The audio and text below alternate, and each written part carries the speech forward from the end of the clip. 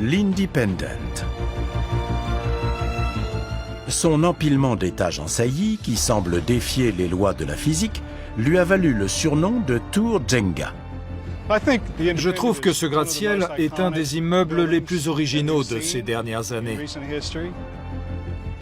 Personne n'avait jamais essayé de bâtir une tour de cette forme et de cette hauteur. Ce n'est pas une tour ordinaire.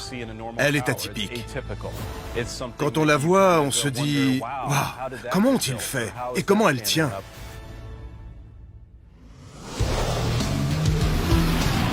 L'Independent culmine à 209 mètres au-dessus du centre-ville.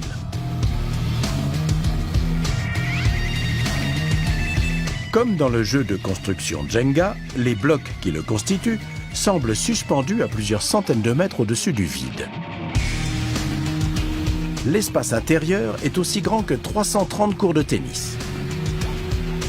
Il est équipé de 700 places de parking et d'une piscine de 170 mètres cubes qui semble tenir en équilibre dans les airs. Surmonté d'une couronne en acier inoxydable, c'est aujourd'hui le plus haut immeuble de la ville.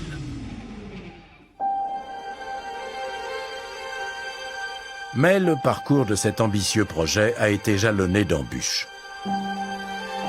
Comment empêche-t-on une tour aussi haute que fine de tomber à la renverse? Ça n'a pas été sans poser problème. On a dû travailler sur une surface au sol très réduite, ce qui veut dire que notre structure devait être d'une efficacité redoutable. Comment dégage-t-on de l'espace supplémentaire à plus de 100 mètres de hauteur? Ces morceaux qui dépassent de la façade, comment les construire? Comment les faire tenir? Ça n'est pas rien à 60 mètres du sol. Et comment empêche-t-on l'édifice de se balancer sous l'impact d'une tornade? À Austin, il y a beaucoup de vent et construire un bâtiment aussi haut et aussi fin qui puisse résister à ces charges était un sacré défi.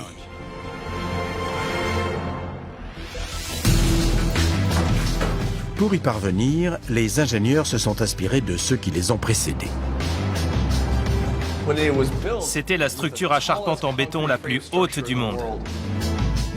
Pour asseoir 2000 personnes, Stoll a proposé de faire 3 balcons en plus du parterre. Le problème, c'est qu'il fallait mettre des colonnes ou des piliers pour soutenir les balcons. Ça y est, il commence à y avoir du roulis. Oh, il y en a un qui a le mal de mer. Et de deux.